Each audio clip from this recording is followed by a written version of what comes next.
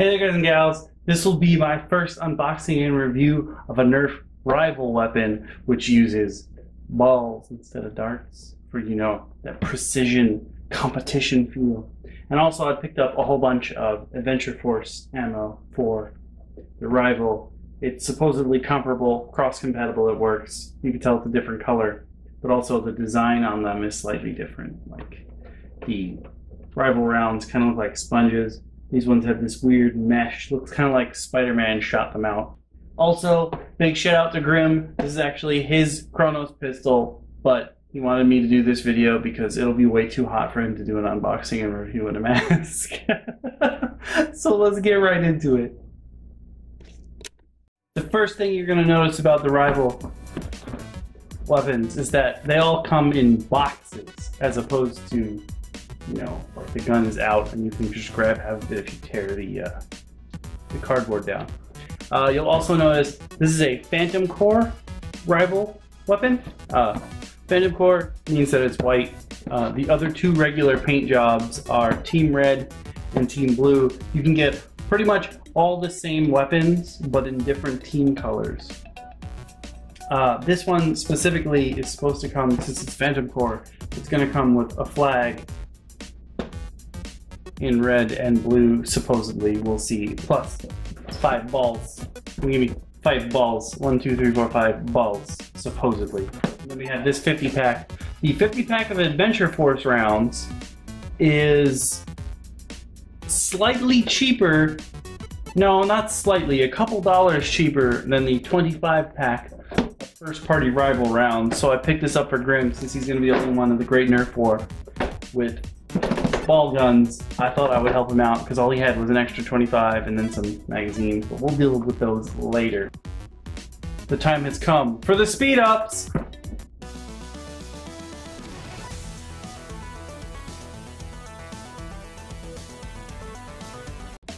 There's actually nothing to tear apart in here, which makes me happy. Oh, this looks like such like a Halo gun. Oh. Like a futuristic shooter gun. The grip is actually bigger than my hand. That is unusual for a Nerf gun. You have a end strike rail up here, another end strike rail back here. This will show you if you're ready to prime or not. To actually prime the gun, it's back here. Requires a bit of force. When it is primed, you can open this up to load your ammo.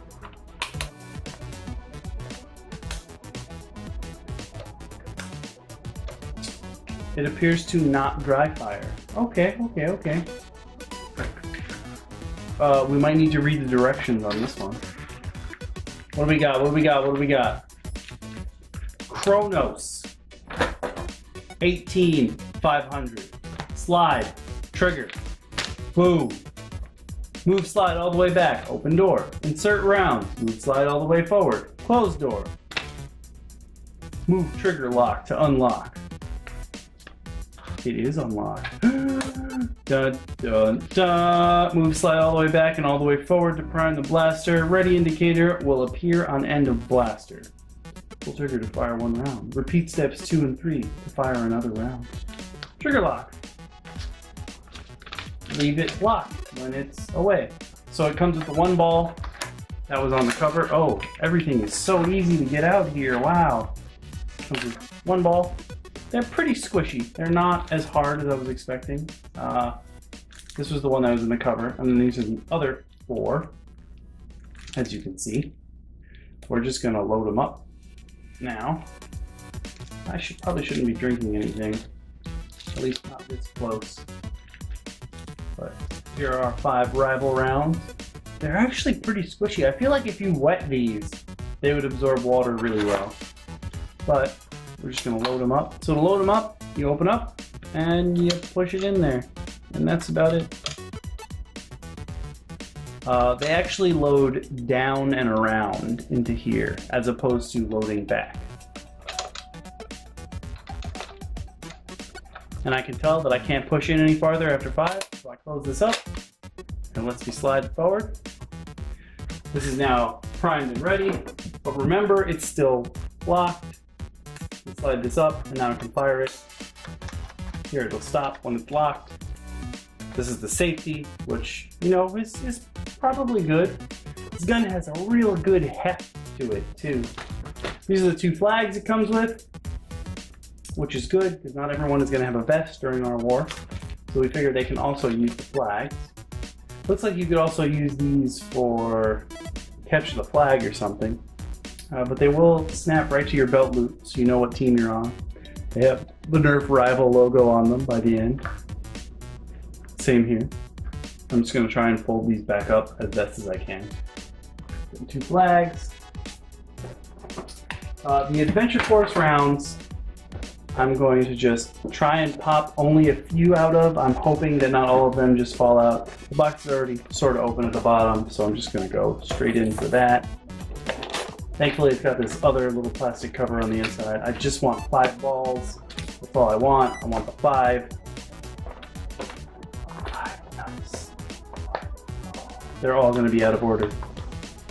They're actually squishier than the rival rounds, so we'll see how that comes into play. Uh-oh. Oh, this is going to be bad. It's never going to close again. I haven't, I figured that because these were generic rounds, they would be harder. But no, they're actually softer. Slightly softer. Uh-oh. Now, the real problem. The real goal. Oh, we did it! Just slid them back into place slightly until I find a better method of folding them. I'm gonna go move my cup away from here so that it doesn't get knocked over. Now, one thing I'm noticing is that if you wanted to distract your opponent, you could also put one of your flags here, if you so wanted, and just hang it off the bottom of your gun. You know, like a old school Chinese martial artist would hang a ribbon off one of their things. This is the reset switch in case you need to unprime. This shows me that I'm primed. There, sorry about that. So we're just gonna fire off 5 shots with the regular ammo to make sure it shoots. I have safety's on, safety's off. Here we go.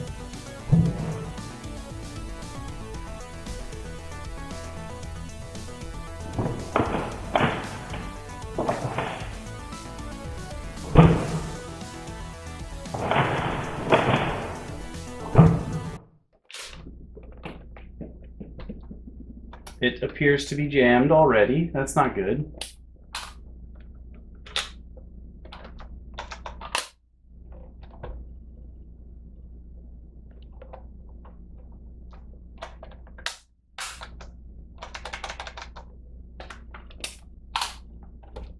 Is it in there?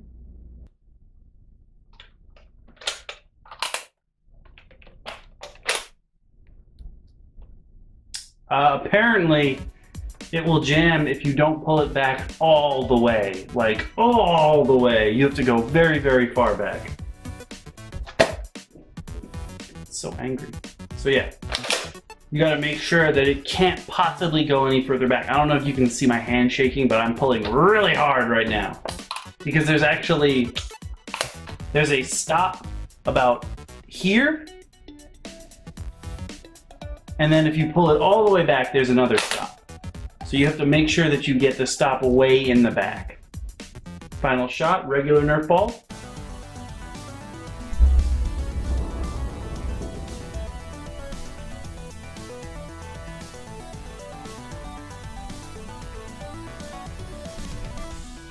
That is a very, very angry gun.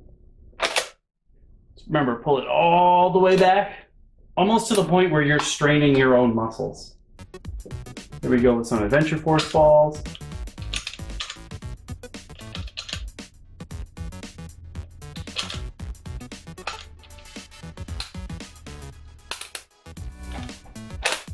Let's see if we can get 5 shots off without it screwing up.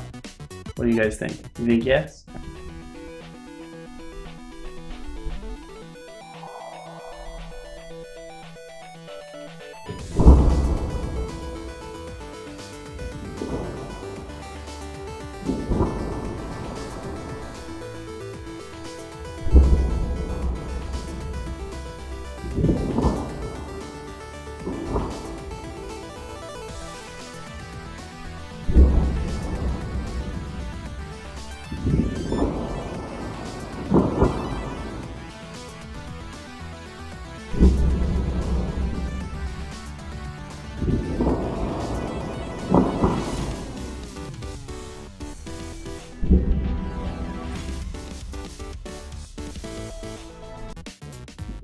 Seems good to me.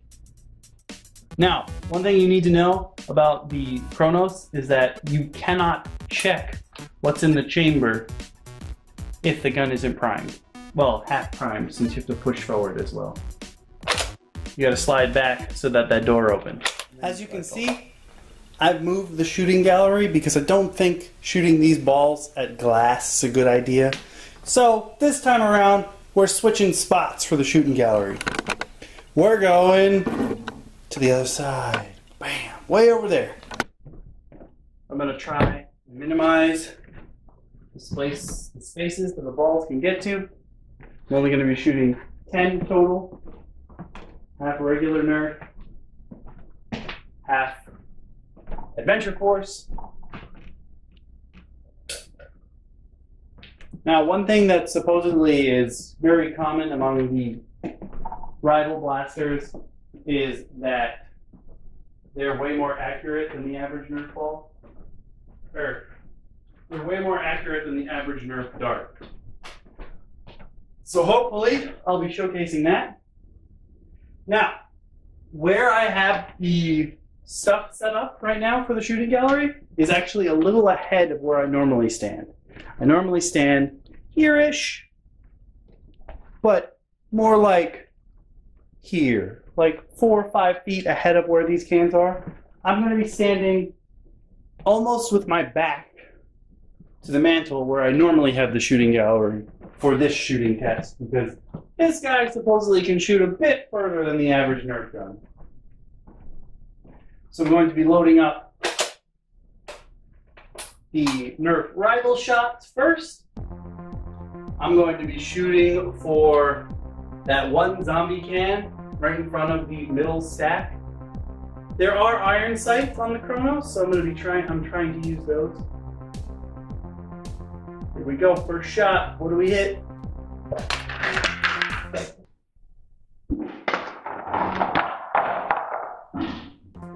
Absolutely dead on. Beautiful. Next shot. Shooting for the second stray can. A little high, a little high. I'm also trying to make sure I know where all the balls went. Second stray can.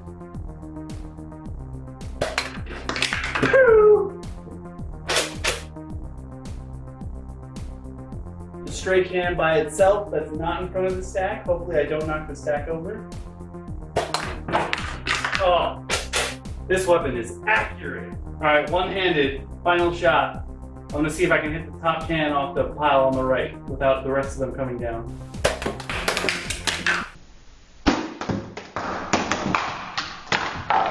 Wow, this thing is accurate.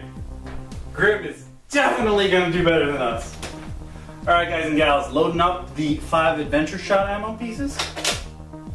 Making sure I have it all stacked and ready to go. Ready to go. Also, both the ammos are way more bouncy than I was expecting. But I guess if they were any less bouncy, they would hurt a lot. All right, let's take out the X shots on the right. Got 1 shot, let's make it count. Actually, I have 5 shots, but I'm gonna make this first shot count.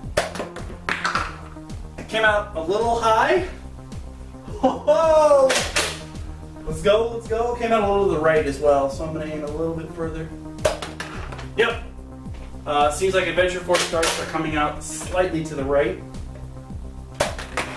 That one curved. I'm sure you can see that one curve.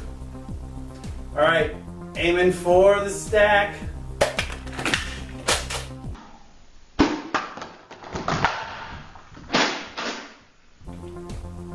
Single X shot can foreground. Oh, a little high. Final shot, I believe. Nope, we're out. So far, the Kronos is definitely the most accurate. Guys and gals, definitely. Rival Kronos, absolutely love it. So good, so good. My only 2 complaints are when you're priming it, you gotta go, first of all, before I even prime it, there is a gap here that makes it seem like that's where the prime handle has to go to, but it's not. I'm gonna pull out the prime. First of all, my one complaint where it got jammed, but it wasn't really jammed. It was user error. Is when you prime back, it makes the noise, and there's clearly a physical stop. You can see that there's a little gap there. If you stop at the noise and where the gap is, the gun doesn't prime right, and it'll just stick like that. So you have to make sure that you pull it all the way back before you can slide it forward. And then remember that there's this here. This little gap makes it seem like it's supposed to be closed by the slide, by the slider. Basically what would equate to the hammer here, but it does not go there. So just remember that. There's always going to be a gap when you slide. And remember to keep your safeties on, which is in the up position when you're not using the gun. You can also, if it's already ready to reset it when you think something's wrong, you pull this little switch down and then you can prime it again. You do both at the same time, I believe. This is if you think you really messed something up, you can do that.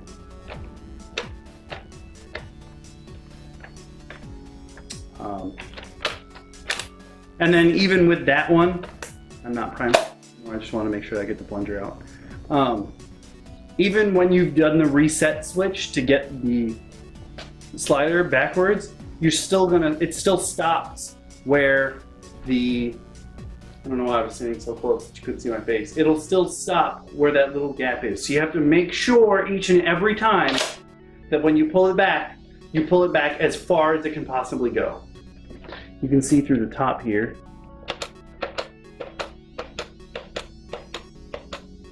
That there's that little bit of space. If you don't go that little bit of space, you won't be able to fire the gun.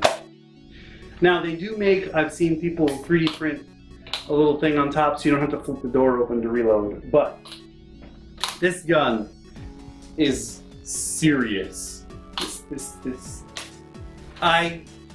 I'm not even sure I want to play with the other Nerf guns after playing with a rival. My only complaint with it is, even though it looks like a future gun, which is what it's supposed to, it's obviously supposed to be modeled on like a future gun. A futuristic gun, sorry, not a future gun. It's big. It's much bigger than I would expect it to be. You know what it reminds me of? It reminds me of the gun that's attached to the Time Crisis arcade machine. Like, it's that big. Like the grip for a pistol, me being an adult, and I have, generally speaking, pretty long fingers, I was not expecting my whole hand to fit on the grip and everything to be correct. So what I gotta say is, watch out when you're priming it. You might not prime it right, and then you're gonna think it jams and you're gonna freak out like I did. That doesn't mean you actually messed it up. Also, one thing to note, I'm probably gonna slow down some of the big hits. I'll probably like make them, replay them, but in slow-mo in the video for you to see. But the rival rounds, I was expecting them to hit and then compress so that they'd hit and transfer some of the force out, but they actually don't. They hit, compress, and then the force is pushed out of the ball itself instead of into you, which I guess makes sense because it would hurt if it was compressing and transferring the kinetic energy to you. But instead it keeps the kinetic energy, hits you, and then bounces back off of itself. So they are incredibly bouncy.